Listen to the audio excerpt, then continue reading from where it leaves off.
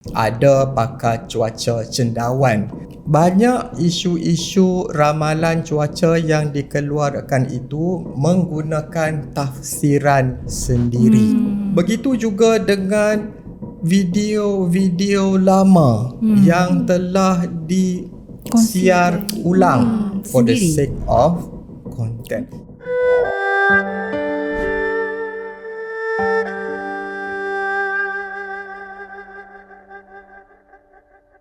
Dari laut yang tenang, ombak berkemulung.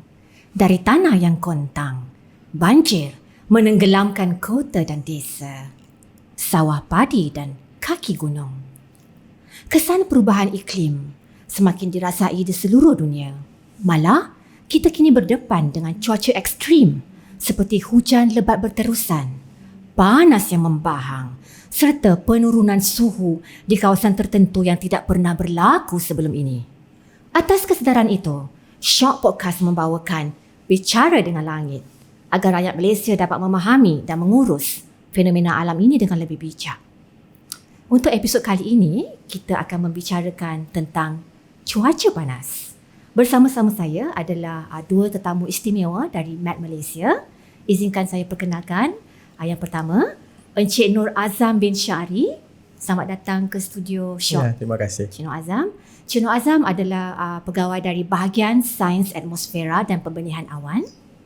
Dan seterusnya, panel kedua adalah Puan Suhaili binti Muhammad Zahari dari Pusat Iklim Nasional. Selamat datang Puan. Terima kasih yang jemput kami. Okey.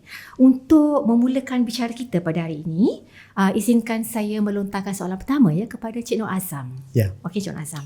Apakah sebenarnya yang dimaksudkan dengan El Nino? Selalu dengar kan? Jadi boleh berikan pencerahan. Baik, terima kasih Puan Rosi. Berkaitan dengan El Nino, El Nino bermaksud dalam bahasa Sepanyol adalah budak lelaki sebenarnya. Dan istilah El Nino ini telah pun dipakai oleh rakyat Peru, nelayan-nelayan di Peru sekitar tahun 1800 lagi. Jadi nama tersebut begitu sinonim. Dan El Nino ini juga merupakan satu fenomena semula jadilah sebenarnya yang mana apa yang berlaku disebabkan berlakunya perubahan pada atmosfera dan juga suhu pada permukaan lautan di lautan Pasifik. Dia bermula di sana. Jadi natijah kepada pembentukan El Nino di lautan Pasifik tadi ini, yang mana suhu meningkat, permukaan atmosfera pun, perubahan atmosfera di Pasifik pun meningkat. Jadi dia natijahnya memberi kesan kepada hujan lebat di benua Amerika dan juga di bahagian Asia Timur dan juga di Asia Selatan. Tetapi pada masa yang sama, di benua Amerika hujan lebat. Pada masa yang sama, di Malaysia, di Indonesia, di Singapura, kita mengalami cuaca yang sangat panas dan kering. Itu kehebatan kuasa Allah lah, sebab dia ada bagi satu kawasan yang panas dan pada masa yang sama dia memberi satu kawasan yang agak sejuk. Agak sejuk bermaksud ada kawasan hujan dan ada kawasan panas. Jadi secara dasarnya kita di Malaysia, kesan kewujudan kepada El Nino ini, kita di Malaysia pada hakikatnya memang ini adalah fenomena biasa yang sering berlaku. Malah di Malaysia sejarah dia tu dah bermula lama dah, daripada 1950-an lagi. Okey, tetapi yang paling teruk sekali yang berlaku di Malaysia, bukan saja di Malaysia, di jiran-jiran kita termasuklah Indonesia, pada tahun 1997 sehingga 1998 macam tu. Okay, so yang mana waktu itu memang El Nino sangat memuncak lah yang mana memang pada keadaan suhu di negara kita pada masa itu memang sangat panas. Di mana stesen meteorologi Chuping telah mencatatkan suhu yang sangat tinggi sekitar 40.1 darjah Celsius. Tinggi. Itu sangat tinggi. Kerana pada hakikatnya suhu purata kita di Malaysia sekitar 33, 32 macam itu. Tetapi semasa kehadiran El Nino, suhu boleh naik ke tahap itu 40.1. Itu yang paling tinggi dalam sejarah lah di Chuping pada tahun 1998. Okey. Ya. Itulah kesan buruknya kepada negara kita. Itu kesan buruk daripada perspektif peningkatan suhu. Suhu. Ya. Bagaimana pula dengan kesan-kesan buruk lain? Kesan itu sebagai contoh, kalau kita tengok ya, kesan kepada aktiviti pertanian sebagai contoh ya. Semua tumbuh-tumbuhan ya, tanaman, tumbuhan semua memerlukan air. Yang mana itu adalah ialah memerlukan air sebagai sumber kepada kehidupan ya. Jadi pada masa itu air berkurangan. Cabarannya? Jadi cabarannya pada kita punya ekonomi lah. From perspektif ekonomi kita agak meruncing lah from the perspective of pertanian, you know. So itu daripada aspek pertanian. Kalau kita lihat kepada aspek ekonomi pula, memang kita pun agak mengganggu rantaian rantaian pemakanan ya, penternakan semua sekali termasuk. Semua sekali termasuk. Kalau aspek kesihatan pun sama juga. Kalau Pengerusi masih ingat lagi pada masa itu di Lembah Kelang kita terdapat lebih kurang 1.8 juta rakyat berada di Lembah Kelang yang mana terpaksa mencatu air bersih. Masih ingat lagi? Ya. So bukannya sehari dua catuannya, berbulan-bulan.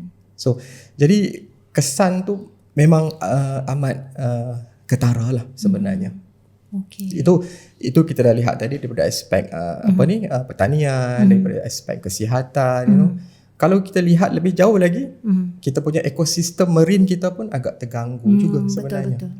Kan?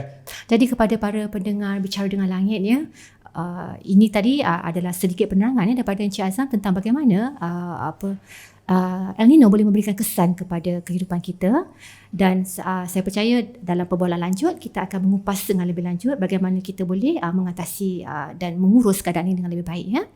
Soalan berikutnya saya tujukan kepada Puan Suhaili. Ya.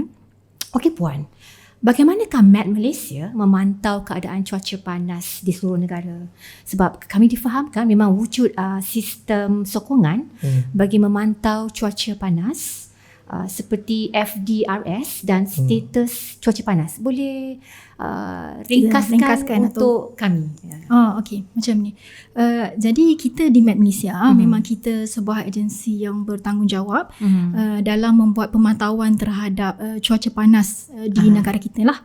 Jadi apa yang di Met Malaysia, apa yang kita buat adalah kita memantau dari segi bacaan suhu maksimum harian, yang mana data-data berkenaan adalah kita ambil dicerap berdasarkan kepada stesen-stesen meteorologi yang kita ada di seluruh negara.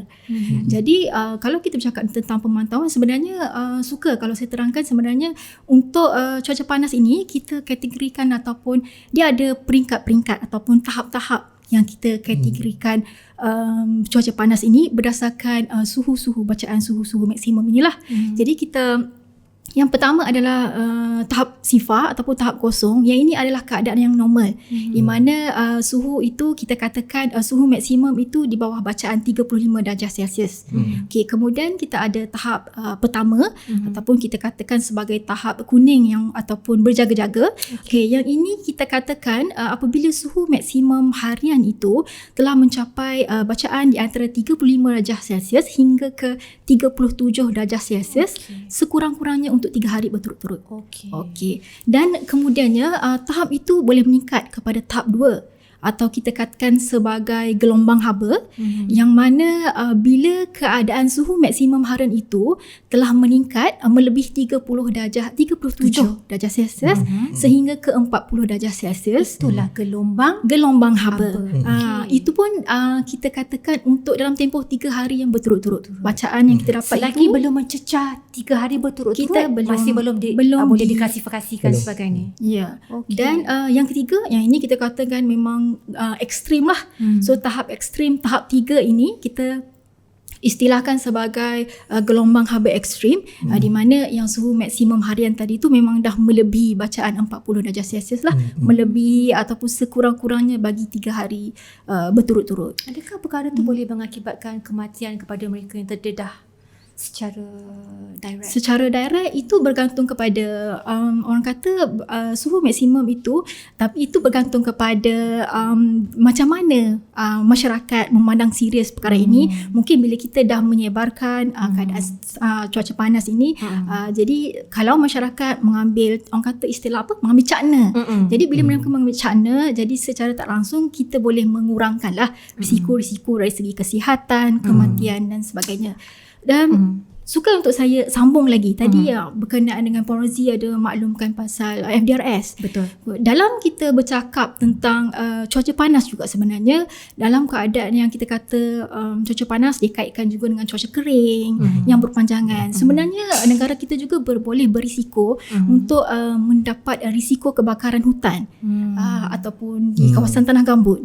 Okey, jadi sebenarnya Met Malaysia juga kita memantau kita mempunyai satu sistem yang kita katakan, kita namakan sebagai Fire Danger Rating System ataupun FDRS, di mana sistem ini membuat pemantauan terhadap kemungkinan untuk berlakunya risiko kebakaran di kawasan hutan ataupun tanah gambut dan sebagainya. Dan pemantauan ini saya boleh katakan sebagai satu sistem amaran awal, sebab kita juga memantau dari segi indeks kebakaran ini 7 hari ke hadapan. Dan FDRS ini juga sebenarnya bukan baru. Kita di Met Malaysia telah pun mengoperasikannya sejak daripada tahun 2003 lagi untuk di negara kita, dan juga sebenarnya kita buat pemantauan untuk negara ASEAN juga sekali. Jadi kalau bercakap nak sebut detail secara tu mungkin agak teknikal bunyinya, tapi kalau mungkin saya boleh sebut kat sini, analisis ataupun sistem ini sebenarnya dia menggunakan analisis daripada parameter cuaca yang kita ada yang terkini, yang kita interpretasikan kepada bentuk kod, bentuk indeks menggunakan kod-kod warna tertentu. Jadi dia secara tak langsung sebenarnya membantulah kepada agensi-agensi yang dalam pengurusan kebakaran hutan tanah gambut ni. Daripada sistem ini mereka boleh mengawal lah, sebab kita boleh tahu dari segi kelakuan sifat api itu sendiri sama ada makin merebak, untuk mengawal supaya mungkin salah satu juga untuk dari segi pemantauan jerbu juga kita boleh katakan lah. Sebagai orang Malaysia ya, Puan Suhaili dan Cik Azam, ada tak macam secara semula jadi naluri semula jadi ya, setiap kali sebelum melangkah keluar rumah pada hari yang panas, ada tak pernah macam terfikir bahawa, merasakan bahawa secara tidak sengaja Cik Azam ataupun Puan Suhaili mencerap keadaan cuaca di sekeliling untuk orang kata untuk Puan dan Cik Azam sendiri ataupun untuk ahli keluarga sebelum keluar rumah, maknanya tanpa merujuk kepada aplikasi, bermakna sebab dah bersebati ya dengan diri. Adakah tu secara semula jadi macam tengok langit boleh agak hujan pada pukul 4 petang katakan. Ada tak begitu sekali impaknya ya?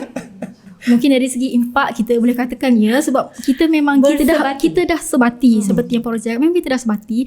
Jadi bila kita keluar tu kita tengok ini belum ni, hari ni tak hujan. Tak jadi kita payung. Macam tu. Tapi ada juga kadang-kadang sebab itu pun kadang-kadang ramalan. Jadi mungkin ada hari tu kita kata tak hujan, tapi cumanya kadang-kadang payung tu kita sentiasa ada lah. Kita pun mengambil langkah berjaga-jaga jugalah. Macam Cik Azam kata sebelum ni bertugas di Sarawak kan? Ya, saya. Baru bertugas di Semenanjung. Apa bezanya melangkah keluar pada hari siang di Sarawak dan di Kuala Lumpur macam mana? Baik. Puan Rozi ya. Banyak sebenarnya perbezaan. Baik. Banyak. Kalau di Kuching, Sarawak, sebenarnya Kuching ni boleh dikategorikan sebagai daerah ataupun bahagian, di sana disebut bahagian Kuching, bahagian yang agak lembap sebenarnya. Kerana kami kalau di sana dulu boleh dikatakan hari-hari di Sarawak ni hari-hari hujan sebenarnya.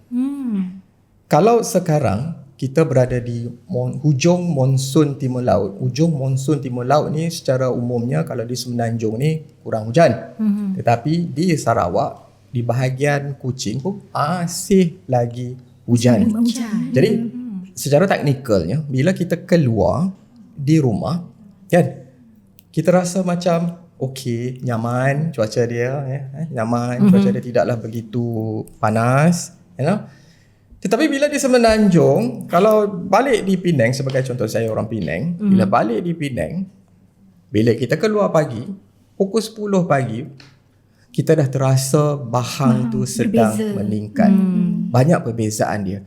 Kalau di Semenanjung pun, perbezaan antara negeri-negeri tu terasa juga sebenarnya. Tetapi kalau di utara Semenanjung, kalau zaman masa sekarang, bulan sekarang, memang di utara Semenanjung termasuk di bahagian Penang, Pulau Pinang, Perlis, Kedah dan utara Perak, sangat panas.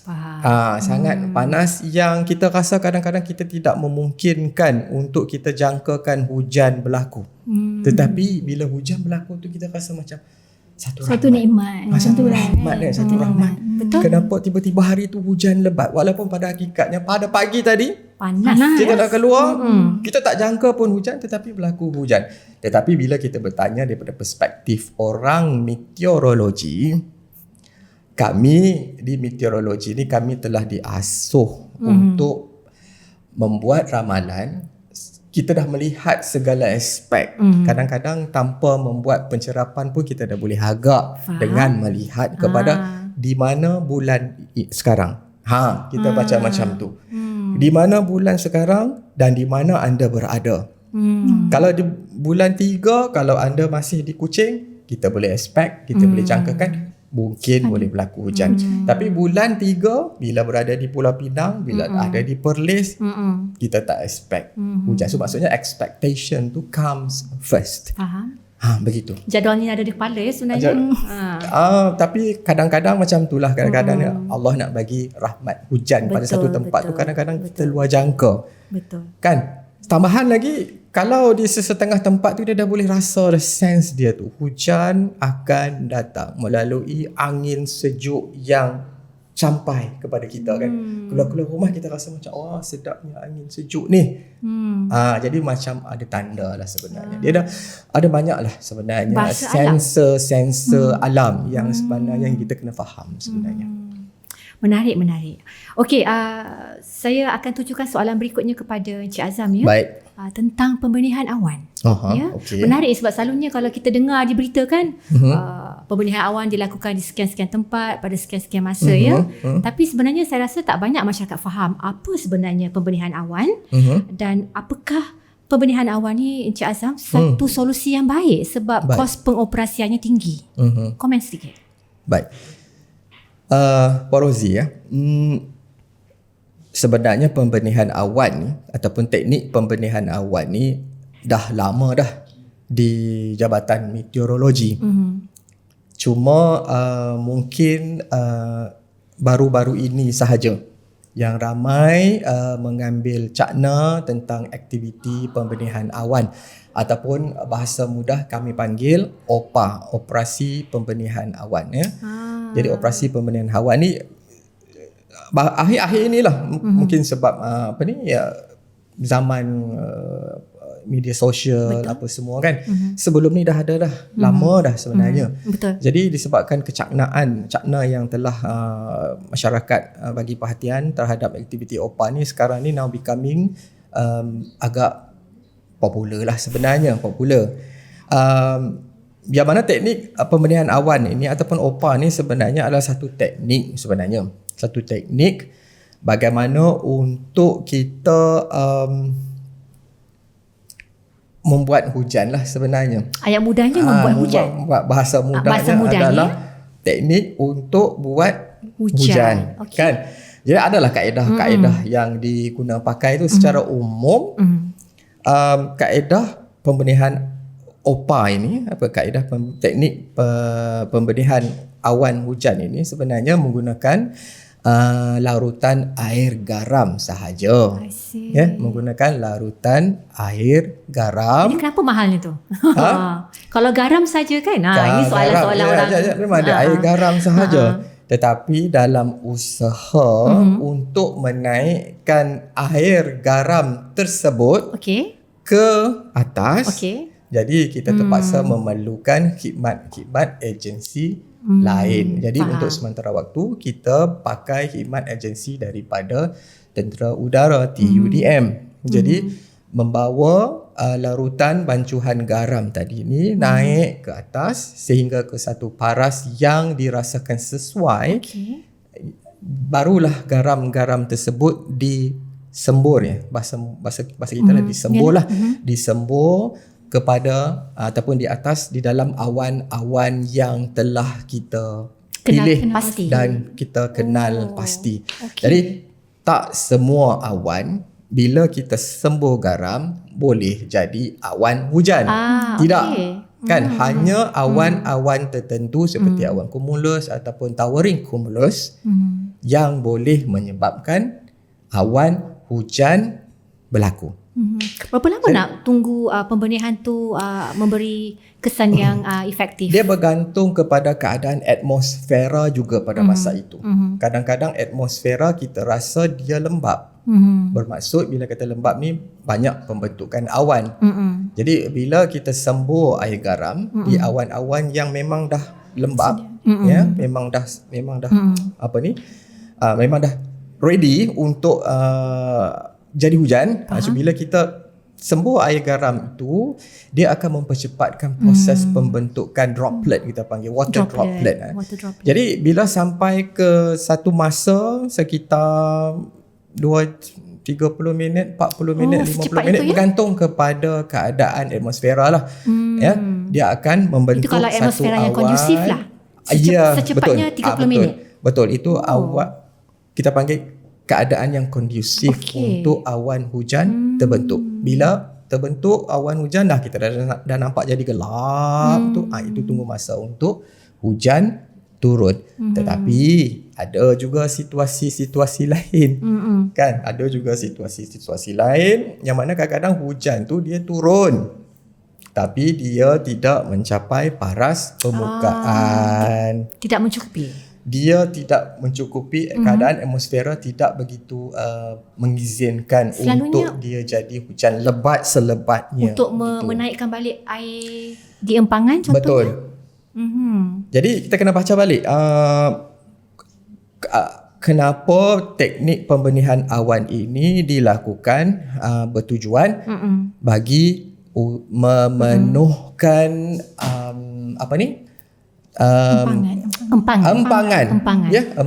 empangan yang semakin susut. Kan? Betul. Right? So empangan-empangan yang makin susut, now kita cuba lakukan operasi pembenihan awan di atas empangan. Kita jangkakan di atas empangan lah, dengan harapan di atas empangan tersebut mempunyai satu awan yang cukup untuk memberikan hujan yang lebat dan seterusnya turun memenuhkan empangan tersebut. Itu faktor yang pertama. Yang kedua, mungkin apa yang kita boleh buat disebabkan untuk OPA ini mungkin disebabkan pada keadaan yang mana mungkin pada hari itu ataupun pada musim-musim jerebu yang sangat teruk. Kan? Ikhtiar daripada pihak kerajaan bagaimana untuk kita nak get rid jerebu-jerebu teruk tersebut boleh menggunakan kaedah OPA. Tapi dengan syarat ada awan-awan yang boleh untuk nak support pembentukan awan hujan di kawasan itu. Kan? Dia bergantung juga kepada atmosfera. So apa-apa pun dia punya konsep dia di sini adalah pembenihan awan boleh dilakukan jika keadaan atmosfera setempat itu mengizinkan. Jadi itulah sebenarnya antara tugas utama Encik Azam dan tim di Jabatan Pembenihan Awamnya. Ya, Jabatan Pembenihan. Bermakna Di bahagian perlu sains menganalisa atmosfera. keadaan awan. Ya, itu dah masuk cabaran tu. Okey, terima kasih. Saya rasa itu satu penerangan yang menarik kerana betul pembenihan awan bukan perkara baru, tetapi saya rasa masyarakat perlu faham kadang-kadang mengapa pembenihan awan tu kadang-kadang tidak berapa berjaya ya. Kadang ada orang marah kata, air pangan tetap sikit. Tapi dah buat pembenihan awan. Ataupun ada juga yang merungut bahawa kenapa tak dibuat pembenihan awan? Sebenarnya tidak semudah itu ya, kerana ia melibatkan kos yang sangat tinggi. Betul. Okey, saya beralih kepada Puan Suhaili nak bertanya tentang ni. Sesi persekolahan. So saya rasa bila kita bicara tentang cuaca panas, kita tak akan dapat pisahkan dengan cabaran-cabaran yang dihadapi oleh anak-anak di bangku persekolahannya. Ya. Sesi persekolahan 2024-2025 bermula pada 11 Mac ya, menyaksikan warga sekolah akan sekali lagi berdepan cabaran cuaca panas. Jadi, pada hemat Puan Suhaili ya, bagaimana pihak pengurusan sekolah boleh memperoleh khidmat nasihat daripada MAT Malaysia untuk merangka jadual aktiviti luar bilik darjah? Sebab kadang-kadang anak-anak kecil ni kan, bila tak dapat pergi kelas PJ, merajuk pula kan. Bila cikgu suruh PJ dalam kelas, mereka marah kan. Tapi sebenarnya kita ada sebab-sebab kenapa kita menyekat dan menyekatlah pergerakan di luar bilik darjah. Ya. Boleh cerita sedikit? Okey. Suka untuk saya menarik kembali Puan Rozi apa yang telah saya terangkan sebentar tadi berkenaan dengan status cuaca panas. Okey. Setelah status cuaca panas yang kita keluarkan itu sebenarnya kita turut menghebahkan juga kepada masyarakat. Jadi status cuaca panas yang kita keluarkan itu sebenarnya kita interpret ke dalam bentuk peta. Jadi kita ada peta status cuaca panas yang memaparkan kawasan-kawasan berdasarkan tahap-tahap yang saya sebut sebentar tadi lah. Mungkin ada kawasan daerah tu dia dah mencapai tahap 1, ada mencapai tahap 2 dan sebagainya. Jadi kita menghebahkan dan kita mengeluarkan peta status cuaca panas ini di laman web rasmi kami lah di www.met.gov.my. Di samping itu juga kita share, kita kongsikan juga di platform media sosial kita lah seperti FB, Instagram dan lain-lain. Jadi saya kira untuk bagi pihak sekolah, saya rasa sangat penting untuk mereka sekiranya kalau dapat melihat kepada peta status cuaca panas yang kita keluarkan, dan selalunya kita memang keluarkan setiap hari. Pada jam sekitar 4.30 petang kita memang akan keluarkan yang terkini. Yang terkini untuk hari berkenaan tu boleh dirujuk oleh pihak sekolah ataupun mungkin di pihak Jabatan Pendidikan Negeri, Jabatan Pendidikan Daerah. So daripada situ mungkin dia boleh buat tindakan susulan lah apa yang perlu dilakukan. Sekiranya mungkin ada daerah-daerah yang mereka terbabit, mungkin kita boleh kurangkan lah untuk pelajar-pelajar ni untuk berada di luar. Mungkin kita boleh ubah lah cara dalam kelas pun. Saya rasa menarik juga sebenarnya kalau diberi tugas-tugas yang ni, saya rasa tak ada masalah. Kena kreatif ya, kena kreatif sebenarnya. mungkin. Betul-betul. Untuk soalan berikutnya, saya nak tujukan kepada Encik Azam dan Puan Suhaili ya. Kedua-duanya ya. Kita sekarang berada dalam bulan Ramadan untuk menunaikan ibadat puasa ya. Jadi selalu orang kita dengar orang kata bila nak puasa je cuaca panas. Bila cuaca panas je nak puasa. Sinonim kan? Macam dekat je. Sebenarnya kan boleh tak Puan Suhaili dan Encik Azam terangkan panduan the do's and the don'ts berkaitan pengurusan diri dalam bulan Ramadan supaya tidak keluar pernyataan-pernyataan bila puasa je panas, bila cuaca je panas kan. Apakah tips untuk pengurusan diri menghadapi cuaca panas pada bulan Ramadan kepada umat Islam? Okey, kalau kita bercakap pasal cuaca panas dan kita pun nak menjalani ibadah puasa, saya kira dari segi do's yang perlu yang kita ambil kira adalah mungkin dari segi banyakkan minum air. Sebab kita tahu bila keadaan cuaca panas dan kering, kita akan mudah dehidrasi. Jadi pada waktu kita berbuka puasa, pada sebelah malam dan pada masa kita bersahur, jadi lebihkan mengambil air minuman lah. Kalau minum kopi ais, Kalau kopi yang boba itu tu saya kira rasa minum air ke tidak? yang itu saya rasa kita patut hindarkan dari segi Sebab tu kafein. macam satu trend Ya, masyarakat dari segi sekarang kafein. minum air tapi saya rasa tidak membantu sebenarnya tidak membantu untuk kita lebih penghidratan badan. Ya. Ya. Yang tu saya rasa untuk kafein, air karbonat itu kita kena elakkan. Selain daripada itu saya rasa dari segi pakaian juga, pakai pakaian yang bersesuaian, yang ikut kepada keadaan tempat yang kita berada, dari segi fabric, mungkin dari segi warna, berapa lapis pakaian tu saya rasa itu kita kena ambil kira jugalah. Okey. Di samping mengurangkan juga mungkin aktiviti luar, lebihkan banyak rehat untuk elakkan daripada kita keletihan, kepenatan dan sebagainya. Mungkin ada lagi Cik Hasan nak tambah? Lagi? Tak sampai bila nak duduk dalam rumah kan, bulan puasa kan. Betul. Takkan tak buat kerja kan. Betul. Jadi kalau tak boleh nak mengelak, tak boleh nak mengelak, Tak boleh lari ya? tak boleh nak lari, kerja-kerja tu terpaksa dibuat juga di luar rumah, silakanlah. Silakanlah, tak ada halangan pun. Cuma kalau nak keluar tu pastikanlah, kalau yang tak biasa pakai payung tu, pakaikanlah payung, pakai topi, pakai baju yang agak Jangan boleh terlalu lama terdedah lagi jangan terlalu lama terdedah. terdedah. Pakai UV sunscreen ya. Pakai perempuan. sunscreen dan sebagainya. Tapi cuma saya nak nasihatkan di sini bahawa sentiasalah menonton TV, mendengar radio, kerana banyak saranan-saranan yang akan dikeluarkan oleh pihak Kementerian Kesihatan dalam usaha untuk membantu masyarakat belajar on how to adapt. Macam mana untuk nak membiasakan diri untuk menghadapi situasi musim panas ketika di bulan puasa, macam yang Puan Suhaili ada sebut tadi ni, biasakanlah minum minuman air yang banyak pada sebelah malam. Bulan puasa siang hari kan. puasa, Kan?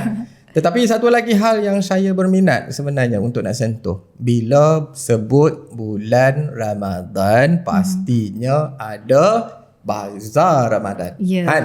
betul. Jadi pun sama juga konsep dia, pukul 4, pukul 5 petang masih panas. Okay? Jadi pakailah payung, pakailah topi. Mungkin bagi orang lelaki bila sebut pakai payung ni rasa macam macho lah tapi tak boleh juga. Boleh je pakai Boleh payung lah kan? sebenarnya kan. Pakai payung sambil teman budak di sebelah. Konon nak cover Payung budak kanan. sebelah, coverkan Tapi sebenarnya untuk diri sendiri lah. Ada trick dia. Ya. Tetapi setidak-tidaknya pakailah topi. Akan jadi macam tu. So Dari bulan Ramadan pula saya nak bawa pandangan Puan Suhaili dan Cik Azam kepada majlis kahwin. Majlis kahwin. Sebenarnya Okey. untuk orang yang nak adakan majlis perkahwinan ni kan, bagi mereka musim hujan bukan musim yang bagus untuk buat majlis kahwin. Tapi kalau musim panas pun tak berapa cun jugalah orang cakap kan, sebab terlalu panas untuk membuat majlis di kemah-kemah terbuka. Jadi sebenarnya bagaimana masyarakat Malaysia nak menentukan tarikh yang elok untuk menganjurkan majlis perkahwinan, sebab kalau terlalu panas pun ada pula yang kena stroke haba nanti kan. Jadi macam mana tu? Adakah ada talian hotline untuk kita telefonnya? Jadi kalau kata masyarakat nak mendapatkan lebih info, lebih maklumat daripada pihak kami, boleh terus saja menghubungi talian hotline kami. Kami ada juga talian hotline yang memang pegawai kita 24 jam ready, sentiasa ready untuk menjawab soalan-soalan yang diajukan oleh masyarakat. Jadi talian hotline itu adalah seperti nombornya 1300-221638. Satu soalan juga masih berkenaan dengan talian hotline, sebab saya percaya di mana-mana organisasi yang mengadakan talian hotline ni pasti wujud kontroversi panggilan-panggilannya. Pernah tak berlaku dalam hotline Med Malaysia di mana ada pemanggil yang marah-marah, katakan macam tak puas hatilah kenapa ramalan tak tepat, kata tak hujan tapi hujan. Pernah ke berlaku sepanjang hemat you all lah. Baik, saya faham soalan itu. Tetapi saya suka nak memetik yang tadi ini, yang berkaitan dengan kenduri kahwin tadi ini. Ya, betul. Kadang-kadang bila kita nak buat kenduri kahwin, sah-sah kita dah kena booking awal. Betul. Setahun, kadang-kadang tu ada yang setahun setengah, mengikut ketersediaan dewan-dewan yang bakal kita booking tu. Betul. Cuma kalau di dalam dewan mungkin tak jadi isu sebenarnya. Cuma yang jadi isu apabila kenduri kahwin tu kita buat di secara Outdoor outdoor, you know. So mungkin Garden akan wedding. menimbulkan sedikit kegelisahan kepada tuan rumah dan juga para tetamu yang datang nak makan kenduri. Cuma bagi saya kalau dah itu ditakdirkan, kalau kata dah nak buat juga kenduri atas faktor-faktor tertentu kan, buatlah sebenarnya, ya. Buatlah sebenarnya, tetapi pada masa yang sama masih boleh merujuk pihak MAT, ya. Sebagai persediaan awal. Mungkin tarikh itu dah pilih 1 tahun yang lalu. Jadi sehari ataupun 2 hari ataupun 3 hari ataupun 1 minggu sebelum tarikh kenduri tu telefon balik pihak pejabat, tanya apakah persediaan akhir yang boleh dilakukan, ya. Mungkin nak tambah kanopi lagi ke, ataupun nak buat persediaan nak tutup dewan-dewan terbuka tu jadikan sebagai satu dinding plastik ke apa benda kan, ya? Sebagai persediaan akhir. So boleh hubungi pihak MAT untuk melihat apakah cuaca yang bakal berlaku dalam masa terdekat sebelum kenduri itu berlangsung. Mungkin nak tambah kipas ke, nak tambah portable kipas aircon lebih ke kan, kalau cuaca panas tak semestinya hujan, boleh jadi panas kan, jadi panas. Betul. Jadi kalau panas terlebih panas, apa persediaan kita nak tambah kipas ke, nak tambah aircon ke, nak tambah apa-apa bahan penyejuk yang untuk keselesaan para tetamu. Now, berbalik semula kepada isu tadi, isu panggilan telefon. Ya, panggilan telefon Ya. yang bertanyakan tentang kenapa kata hujan, kan? Kenapa bagi ramalan hujan tetapi di tempat saya tidak hujan? Ini menimbulkan kemarahan kan? Sebenarnya ada sahaja panggilan-panggilan telefon daripada pihak publik, daripada pihak awam bertanyakan isu yang sama, tetapi tidaklah dengan nada yang begitu marah pam, tidak begitu. Cuma situasi tersebut kita handle, uruskan secara baiklah. Dan kepada kebiasaannya begini, kadang-kadang kita terpaksa educate orang awam berkaitan dengan istilah-istilah yang diguna pakai oleh pihak MAT. Contoh, kalau kata hujan di 1-2 tempat, bermaksud dalam satu bahagian tak mungkin semua bahagian tu akan hujan, hanya 1 ataupun 2 tempat.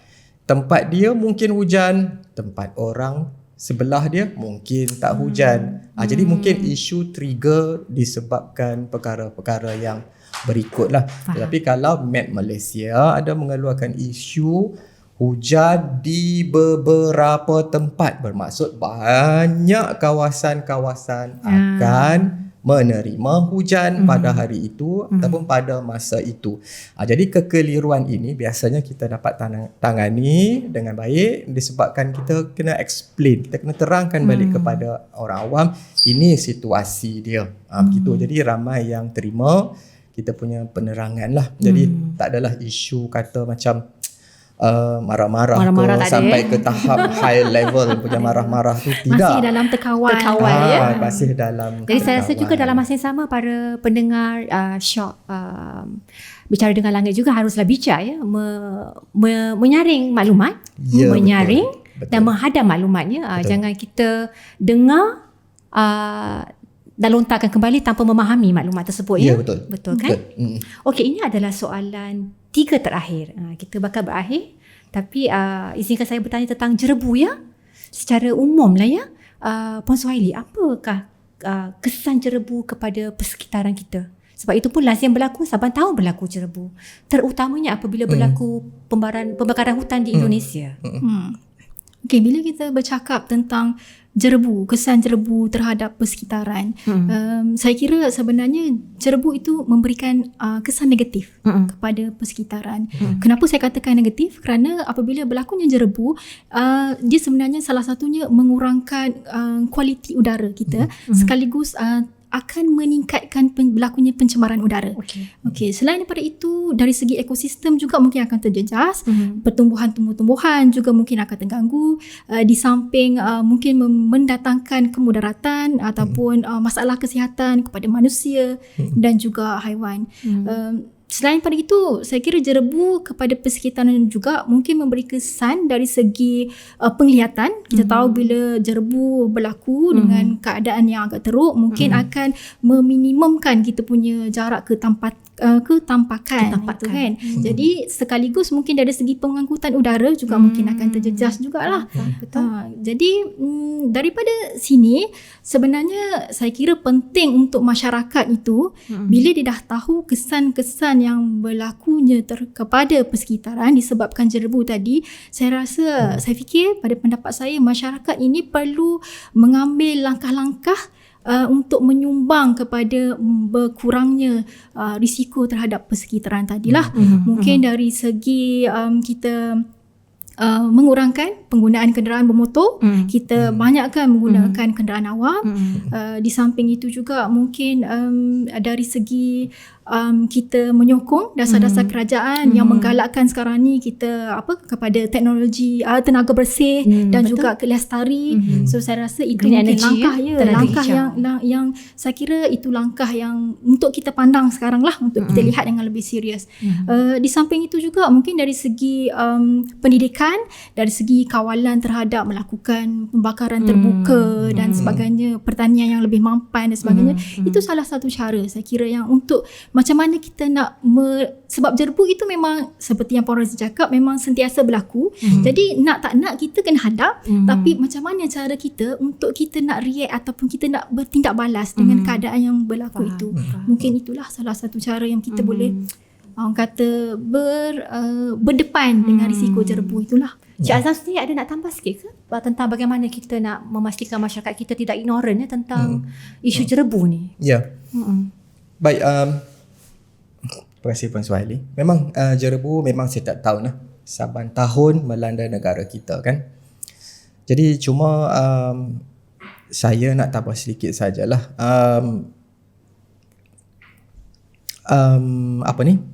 Sentiasa mendengar apa saranan-saranan yang dikeluarkan daripada pihak Kementerian Kesihatan, Kementerian Kesihatan, because memang TV pun akan sentiasa memberi khidmat nasihat melalui infografik berkaitan dengan kaedah mengatasi bagaimana masyarakat boleh mengatasi jerebu yang melanda pada ketika itu cuma itulah kalau sebenarnya memang di Met Malaysia bila kata musim jerebu ni ramai yang menghubungi Met Malaysia pun sebenarnya bukan saja Met di ibu pejabat, malah Met di negeri-negeri pun banyak juga yang menghubungi tanya bila jerebu akan tamat, so jadi isu ni semakin cakna di mata rakyat sebenarnya kan. Jadi itulah saya nak nasihatkan kalau boleh sentiasa work closely, monitor closely dengan saranan-saranan yang dikeluarkan oleh pihak kerajaan lah. Bagaimana untuk nak hadapi hari-hari yang berjerebu, tak kisahlah jerebu teruk ke jerebu tak teruk ke So sentiasalah monitor. Soalan terakhir saya sebelum kita menutup tirai Bicara dengan Langit nasihat Encik Azam dan Puan Suhaili kepada para pendengar Shock Bicara dengan Langit. Baik. Okey, siapa dulu? Saya dulu Jadi kalau nak kata nasihat, saya rasa masyarakat sekarang pun memang semua dah terbuka, dah berpendidikan dan info-info tu saya rasa sudah terlalu banyak. Sama ada di pihak Met Malaysia ataupun agensi kerajaan sendiri itu sudah banyak yang kongsikan.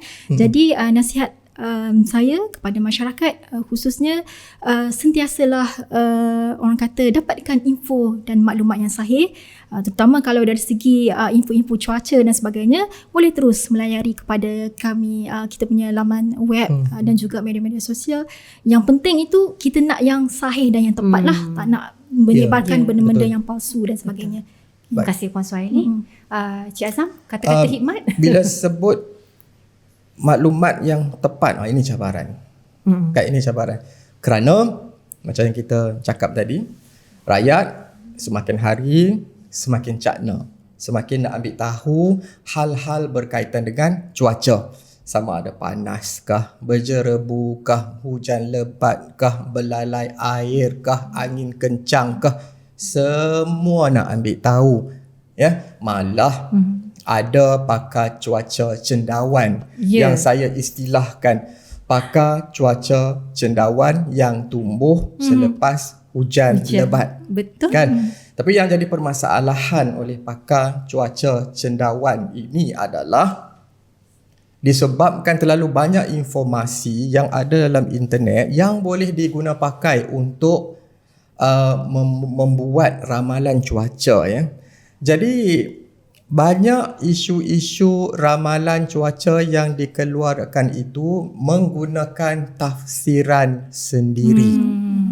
Ada yang tak boleh jadi hujan pun, tapi dia kata boleh jadi hujan. Malah boleh jadi hujan yang lebat di kawasan A, B, C sampai ke tahap itu. Okey. Jadi begitu juga dengan video-video lama yang telah disiar ulang. Betul. Kan? Betul. Dan begitu juga dengan lokasi-lokasi kejadian yang berlaku di negara-negara luar, tetapi dia petik berlaku di dalam Malaysia, diubah suai pula for the sake of content. Betul. Jadi bagi saya nak nasihatkan, jika ada sebarang viral video yang berkisahkan tentang ramalan cuaca buruk di tempat itu, di tempat ini, disebabkan rakyat semakin cakna, masing-masing nak ke depan. Masing-masing nak ke depan untuk being the first. Jadi ini yang kita takut. Jadi bagi rakyat, kita kena pandai menilai adakah maklumat yang dikeluarkan itu sahih. Kan? Jadi kalau kata nak maklumat yang sahih, nak rujuk siapa? Rujuklah pihak Jabatan Meteorologi Malaysia. Betul. Sama ada melalui talian hotline ataupun telefon sahaja ke pejabat. Betul. Ataupun boleh menggunakan laman website, laman web www.met.gov.my, kerana dalam itu kita sentiasa update perkembangan terkini mengenai cuaca-cuaca semasa. Jadi memang banyak juga panggilan telefon, bukan sahaja di ibu pejabat saja, malah di negeri-negeri lain pun bila viral itu telah dikeluarkan dah jadi satu keadaan yang panik bagi negeri-negeri yang disebutkan di dalam dia punya fokus. Betul. Daripada pakar cuaca cendawan tadi kan. Jadi kita terpaksa melayan. Kita terpaksa menceritakan keadaan sebenar. Benda ni tidak berlaku. Benda ini berlaku sebenarnya tetapi di negara orang. Benda ni adalah benar. Benda ni adalah video yang telah berlaku 5 tahun sudah. Jadi benda tu tidak berkesudahan. Faham. Tapi saya puji bagi rakyat-rakyat yang sentiasa menggunakan pendekatan semak terlebih dahulu. Semak terlebih dahulu dengan jabatan. Memang kita ada ramai masyarakat di luar sana yang semakin mengambil berat dan ambil cakna isu-isu berkaitan dengan viral palsu ini. Demikianlah ya. Saya rasa para pendengar Bicara Dengan Langit haruslah cakna dan mengambil balik apa saja kata kunci daripada speaker kita pada hari ini, daripada Puan Suhaili dan Cik Azam, ya. Kita harus cakna dan kita harus semak sebelum kita membuat sesuatu tindakan, ya. Mempercayai sesuatu berita. Betul. Baiklah, terima kasih sekalung budi kepada kedua-dua speaker kita yang hebat pada hari ini. Terima kasih juga kerana menjemput. Sama-sama. Terima kasih banyak kepada Encik Nur Azam bin Syahri dari bahagian Sains Atmosfera dan Pembenihan Awan, dan juga terima kasih sekalung budi kepada Puan Suhaili binti Muhammad Zahari dari Pusat Iklim Nasional. Terima kasih atas perkongsian yang amat bermanfaat. Sama-sama. Terima kasih kembali kepada pihak kami. Sama-sama. Baiklah, kepada semua para pendengar dan penonton Syok Bicara Dengan Langit, janganlah kita meletakkan tanggungjawab ini di bahu Kementerian Sumber Asli dan Kelestarian Alam semata-mata. Jadilah kita laksana benih yang baik, dicampak ke darat menjadi gunung, jatuh ke laut menjadi pulau, ditebar ke langit menjadi bintang. Untuk mengetahui keadaan cuaca semasa, para pendengar Syok podcast Bicara Dengan Langit dinasihatkan agar sentiasa merujuk laman web www.met.gov.my dan media sosial rasmi Met Malaysia. Dan jangan lupa juga memuat turun aplikasi My Cuaca bagi maklumat yang sahih dan terkini. Sekian, teruskan mendengar episod akan datang podcast Bicara Dengan Langit kerjasama Shock dan Met Malaysia mengundur diri.